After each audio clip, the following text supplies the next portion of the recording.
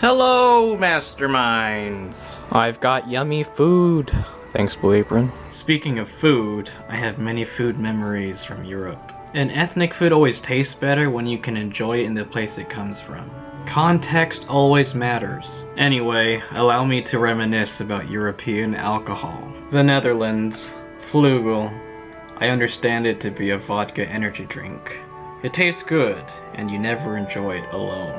Dutch beer. Heineken is your standard, average lager, but the drinks I had with Tessa and Kirsten at Café de Ster, what were they called?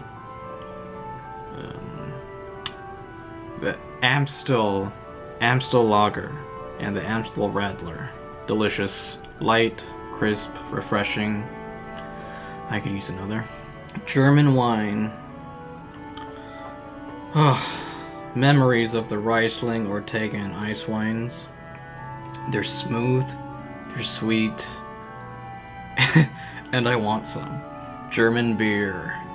Beer is part of their culture.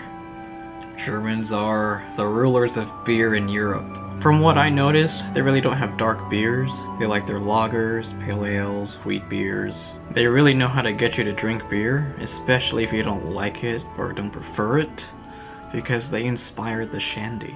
You have to drink a lot of beer to get drunk, and that extends the fun at beer halls and beer gardens. Italian wine, spritzers, the classic aperitivo. It's basically wine and club soda, sometimes with a liqueur. The one I had in Venice during the Venetian dinner, that was Prosecco, because Prosecco comes from Veneto, the region Venice is in. It also had club soda, and I think Aperol. The Contarini Cabernet Sauvignon from that dinner, it's not really from Italy. It comes from Istria, Croatia, but, you know, it had Venice on it. It had body, tannins, dark fruit flavors, savory notes. The Chianti I had in Rome, that was amazing. It was dry, not too much body to it. I remember it being earthy in taste and aroma. Dark dried fruit, herbs. Now, the wines I had in Florence, the Repalta Conti Vino Rosso and Repalta Conti Vino Bianco. Those got me drunk because I drank a lot of glasses of those wines. They were light, dry, and fruity. I had champagne that night, but champagne is not from Italy. Anyway, Italian wines overall don't steal the show from the food they complement or transition. They don't really give you a headache.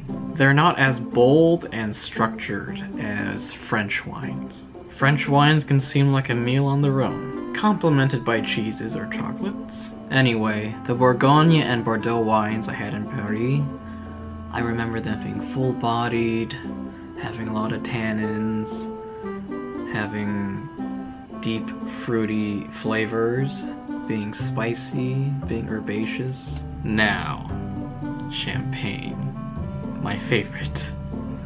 The ones I had varied in sweetness, but they all have a similar smell and taste. They're floral, citrusy, fruity. I think the best part is the carbonation because it makes the whole drink light and a pleasure in your mouth. The French are the rulers of wine in Europe, globally. Now, let's reminisce about European food. In terms of breakfast, the most sweet and savory dish I had was the full English breakfast. It's delicious and a great way to start off your day. Well, the same does apply for the French breakfast I had, but the savory and sweet foods were just on different plates. That's not one dish. As a standard across the board for Europeans, I noticed that sweetness really has no place during breakfast. There's limited use of sugar, the artificial kind. You have your toast, your cold meats, cheese,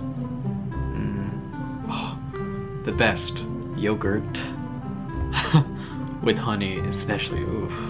Cereal. Am I missing anything else? I don't know. In terms of beverages, there's cafe, Olay, and the little sugar cubes.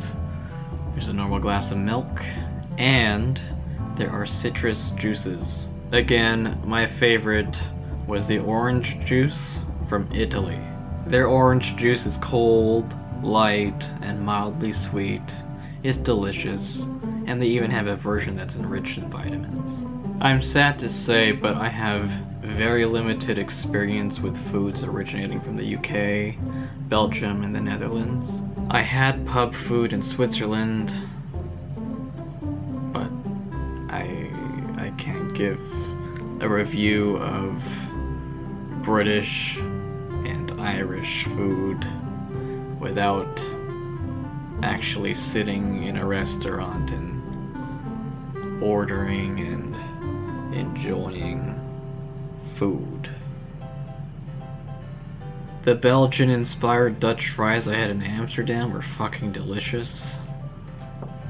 Other than that, I can't say anything else about Belgian or Dutch food. I've cooked a Dutch recipe before, Hutspot met Klapstuk, but that's not authentic. Now, the Germans. They love hearty meals. They like meat with potatoes and other veggies, as well as bread. Hell, they like to bread things. Much of their food's flavor profile is savory with an element of pungency and or spiciness. The only sweetness I can think of and that I experienced was apple strudel with some format of cream. Moving on, I love the Italian dining experience. When it's mealtime, the Italians treat the meal as a family feast. When appropriate, there are multiple courses. Bread, tomato with mozzarella, thinly sliced, cold, cured meats, and vegetables, a selection of vegetables, are the usual antipasti. I was able to experience pasta, pizza, gelato on repeat. Fresh pasta is amazing. I now fully understand the concept of al dente because of all the pasta and risotto I ate. Their sauces are amazing and their cooked meats are delicious. Tiramisu is a delicious coffee-flavored custard dessert. Gelato. Ooh, I like the denser texture than normal ice cream, and you can't beat the variety of flavors. My favorite Italian dessert is panna cotta. What gets me is the texture, because it allows for a clean delivery of flavors. My favorite dining experience of all is the French one.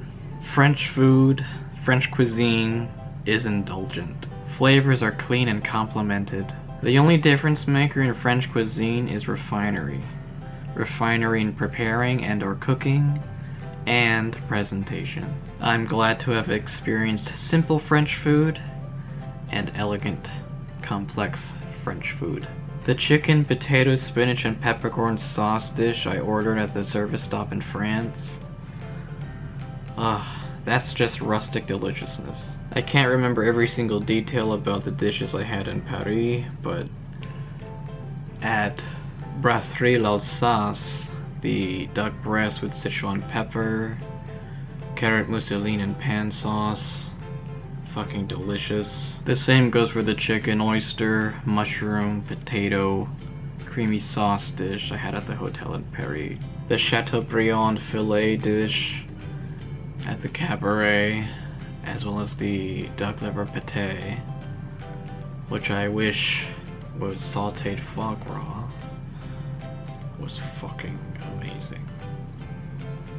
That duck liver though, that was the most intense dish I've ever had.